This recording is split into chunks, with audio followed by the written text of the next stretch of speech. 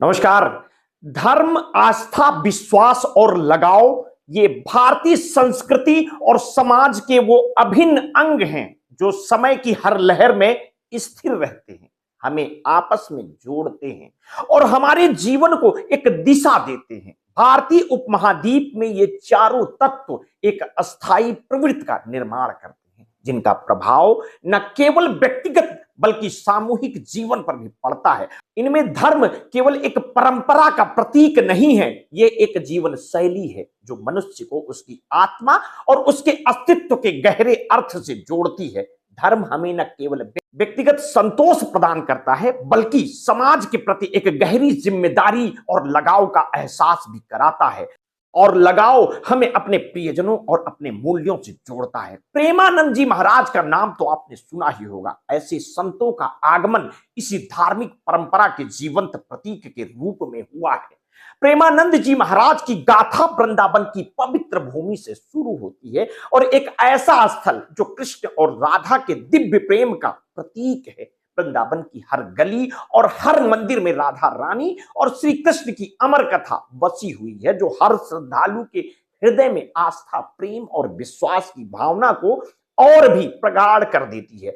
प्रेमानंद जी महाराज ने इस भूमि पर अपनी आध्यात्मिक यात्रा की शुरुआत की और धीरे धीरे वे उस प्रेम और भक्ति के प्रतीक बन गए जिसने उन्हें समाज में एक अनोखा स्थान दिया है। वृंदावन में राधा रानी का प्रभाव ऐसा है कि यहां हर भक्त को अपनी आत्मा की एक नई गहराई में प्रेम और भक्ति की अनुभूति होती है। प्रेमानंद जी महाराज ने अपने जीवन के शुरुआती दिनों में ही आध्यात्मिकता के प्रति एक गहरी आस्था विकसित कर ली थी। वे न केवल राधा रानी की भक्ति में लीन रहे बल्कि उनके विचारों और उपदेशों में धर्म और प्रेम के अनंत आयामों का समावेश भी दिखता है। उनकी यात्रा, उनकी शिक्षाओं ने न केवल भारतीय बल्कि अंतरराष्ट्रीय स्तर पर भी लोगों को प्रेरित किया है और उनकी शिक्षाएं इस बात का प्रत्यक्ष उदाहरण है कि धर्म केवल किसी मूर्ति की पूजा या किसी अनुष्ठान का पालन नहीं है, बल्कि ये आत्मा की उस गहराई में उतरना है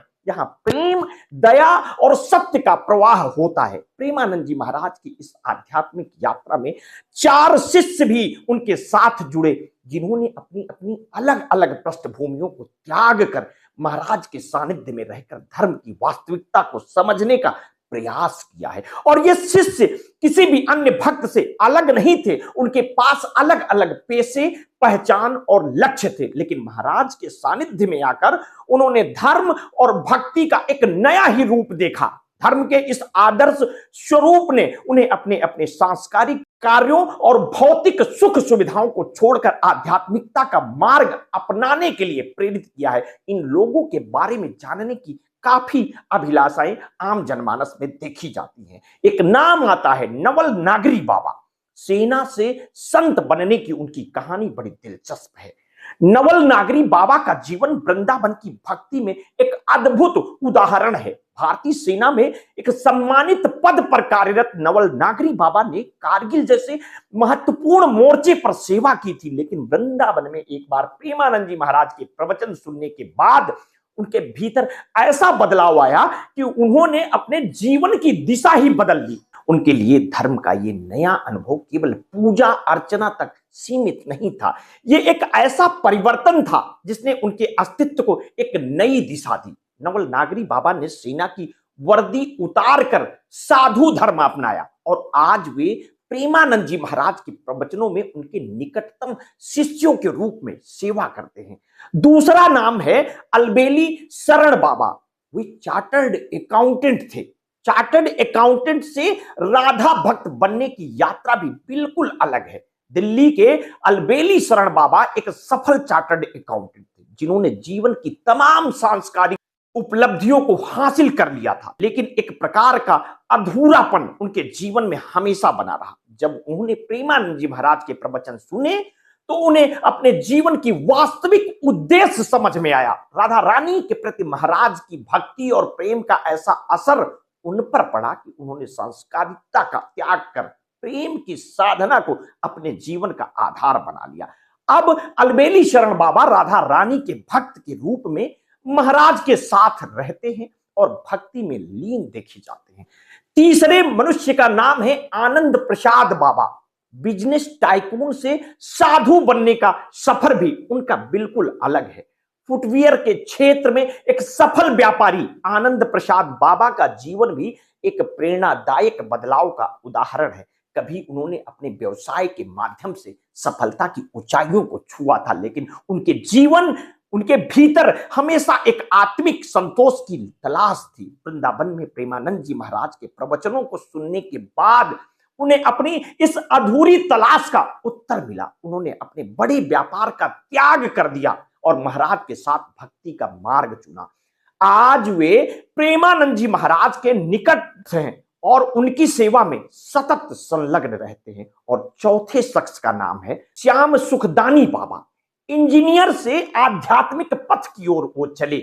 श्याम सुखदानी बाबा, जिन्होंने इंजीनियरिंग की पढ़ाई के बाद बेंगलोर और गुड़गांव में प्रतिष्ठित नौकरियां की, प्रेमानंद महाराज की शिक्षाओं से इतने प्रभावित हुए कि उन्होंने सब कुछ त्याग कर साधु का जीवन अपना लिया। वृंदावन की पवित्र भूमि में महाराज के प्रवचनों ने उन्हें अपने जीवन का असली अर्थ समझाया और वे धर्म और भक्ति में संलग्न हो गए। प्रेमानंद जी महाराज और उनके 4 प्रमुख शिष्य भारतीय आध्यात्मिकता का एक ज्वलंत उदाहरण है। वृंदावन की भूमि में जहां हर कण में राधा और कृष्ण की भक्ति बसती है, इन शिष्यों ने प्रेम और भक्ति की नई परिभाषा सीखी।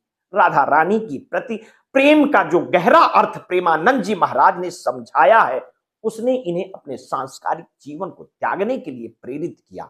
वृंदावन की पवित्र भूमि पर राधा और कृष्ण के अमर प्रेम की ये धारा इन शिष्यों के हृदय में बस गई है और वे महाराज के प्रति अटूट श्रद्धा में लीन होकर सेवा करते हैं। और ये वीडियो प्रेमानंद जी महाराज और उनके शिष्यों की उस यात्रा को विस्तार से प्रस्तुत करता है, जिसमें उन्होंने समाज की सांस्कारिकता को त्याग कर धर्म, आस्था, विश्वास और लगाव का एक नया रास्ता चुना। महाराज और उनके शिष्यों का यह समर्पण केवल धर्म के प्रति एक निष्ठा नहीं है, बल्कि ये उस विश्वास का प्रतीक है जो हर श्रद्धालु को वृंदावन की भूमि में खींच लाता है। उनके जीवन की यह यात्रा हमें सिखाती है कि सच्ची भक्ति में ना तो कोई पद बाधा है और ना ही कोई सामाजिक स्थिति, और ये केवल आत्मिक समर्पण से प्राप्त की जा सकती है। ये ध्यान रखिएगा साथियों, बदलते समय के इस दौर में जब लोग अपने सांस्कृतिक कार्यों में व्यस्त रहते हैं और भौतिकता की दौड़ में कहीं खो जाते हैं, प्रेमानंद जी महाराज जैसे संत